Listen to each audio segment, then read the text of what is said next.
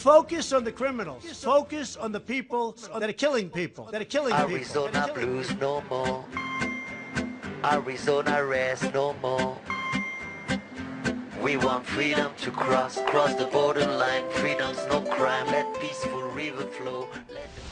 En el inicio de la batalla electoral rumbo a las presidenciales de 2020, Donald Trump vuelve a elegir la política migratoria como uno de los pilares de campaña, prometiendo profundizar aún más la mano dura. They're going to take people out and they're going to bring them back to their countries, or they're going to take criminals out, put them in prison, or put them in prison in the countries they came from. We're focused on criminals as much as we can before we do anything else.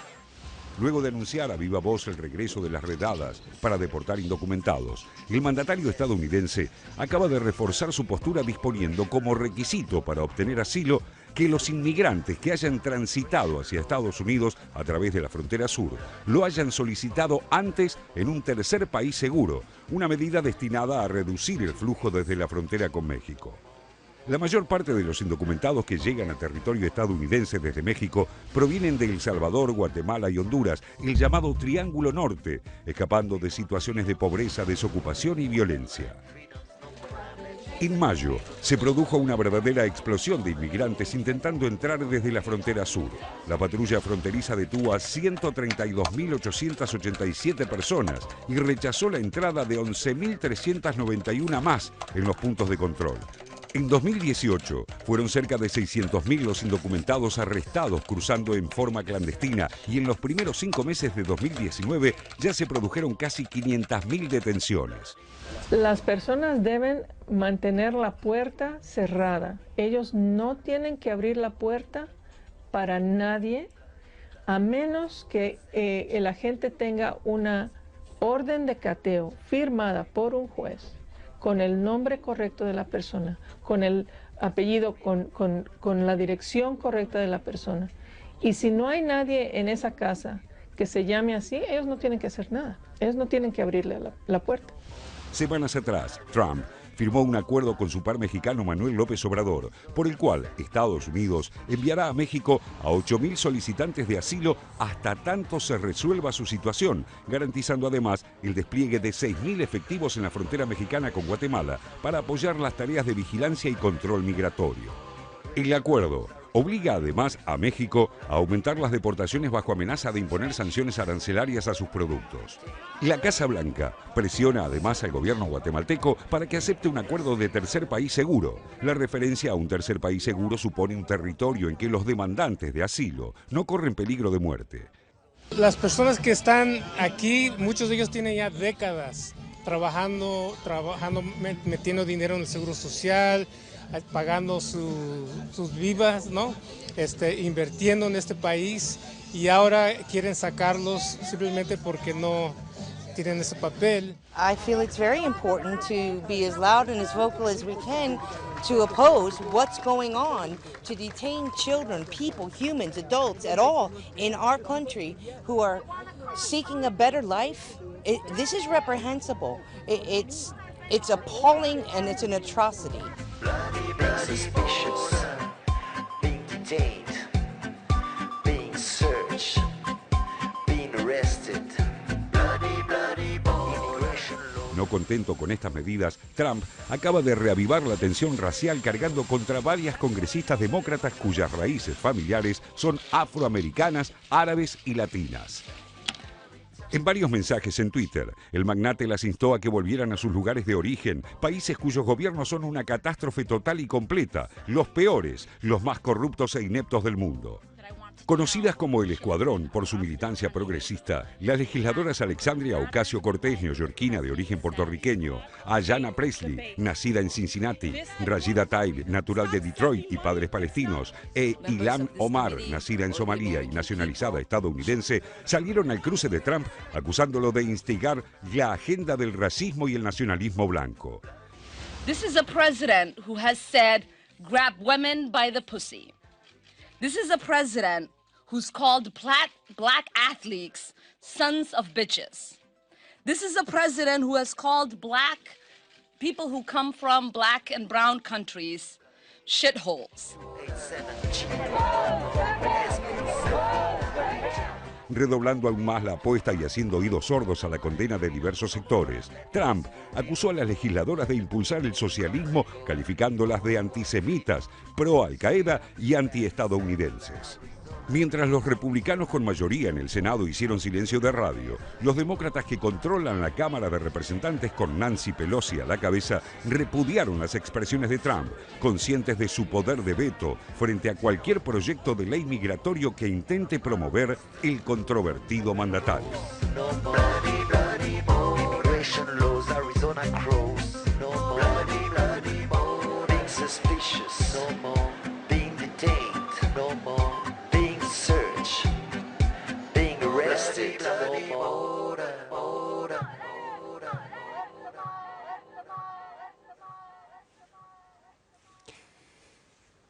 Y en la Casa Blanca, mientras tanto, se analiza un nuevo proyecto sobre migración. Ese proyecto sobre migración contempla, por un lado, reforzar los controles fronterizos, cosa que ya está ocurriendo, y por otro lado, privilegiar el mérito profesional sobre el parentesco.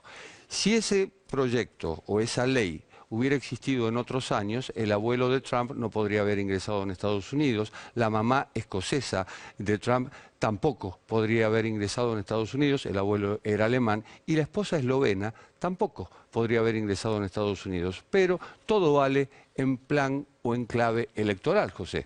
Sí, efectivamente, Jorge, Trump está en campaña, Trump vive en campaña, es uno de esos presidentes que entendió que la democracia en el siglo XXI es una democracia de campaña permanente, que gobernar es en parte también, guste o no, hacer campaña, y creo que hace tiempo ya venimos diciendo en este programa que hay que dejar de considerar a Trump un actor irracional, ¿no? Un actor que hace cualquier cosa. No es así. El hombre tiene una estrategia, uno puede no gustar de esa estrategia, pero está dotado de una estrategia.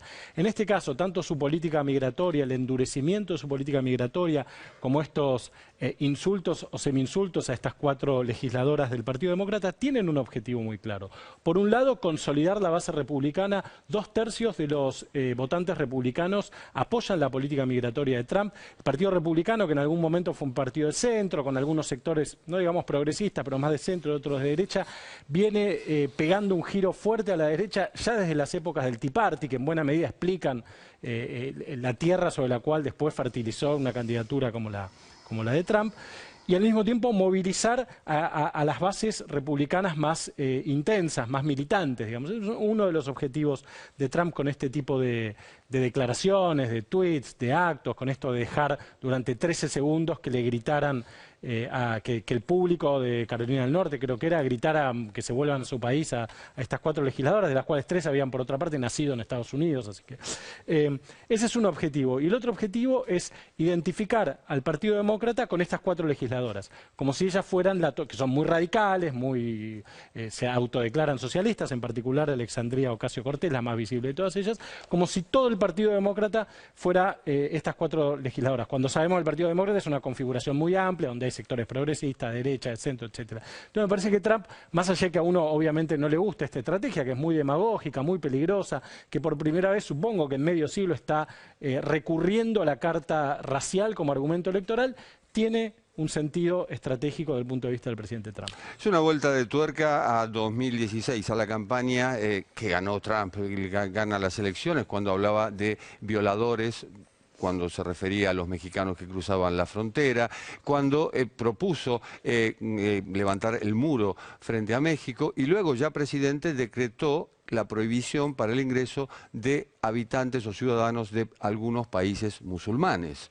La comunidad internacional, frente a esto, ¿cómo reacciona, Raúl? Hay, por ejemplo, una declaración de la Eurocámara, es decir, la Cámara de Diputados del Parlamento Europeo, condenando esta política migratoria de Estados Unidos. Obviamente provocó reacciones estas declaraciones, las redadas e indocumentados que también se están llevando a cabo o que anunció Trump que iba a plantear este proyecto que mencionabas al principio. Todo esto fue señalado por una mayoría simple, fueron 330 votos a favor, 252 en contra de este proyecto de condena, donde se señala que este tipo de penalizaciones favorece la xenofobia, el odio, la violencia En un problema en el cual Europa no está exento, obviamente, al tema de las políticas migratorias, que es una gran discusión, por eso este voto que concentró fundamentalmente el voto de sectores opositores a los principales liderazgos europeos y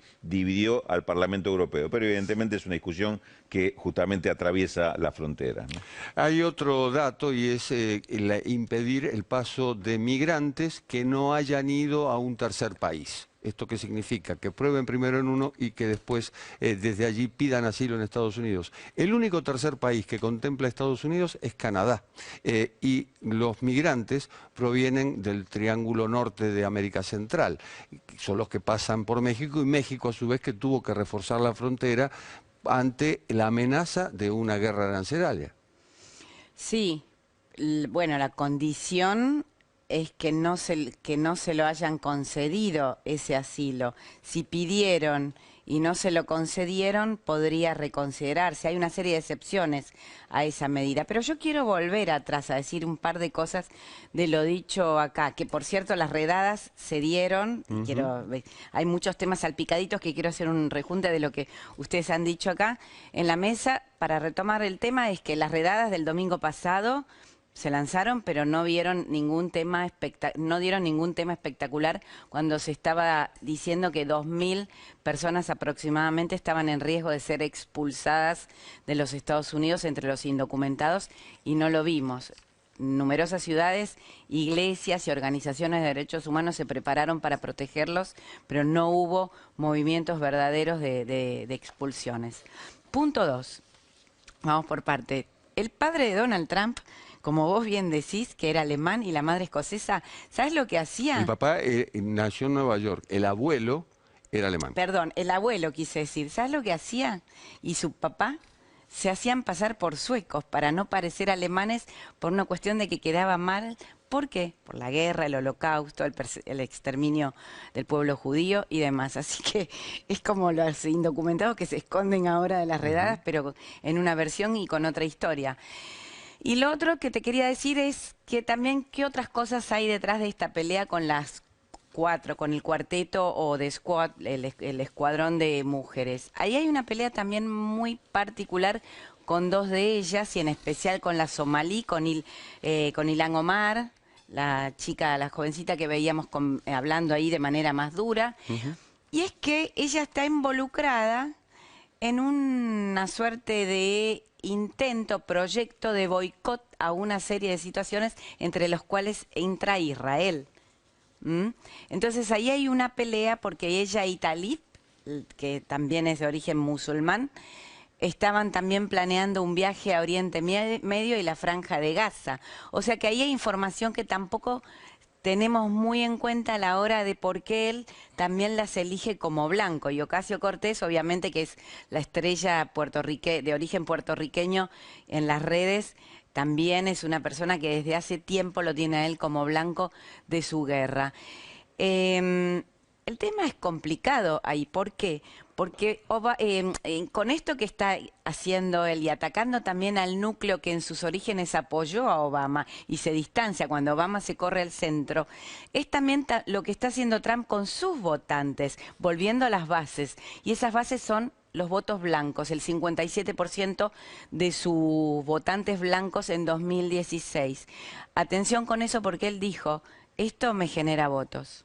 Obama, al que mencionabas, debió mostrar su partida de nacimiento en Hawái, no en Kenia, como decía Donald Trump. Y si vamos al caso, Nancy Pelosi, la presidenta de la Cámara de Representantes, es hija de italianos.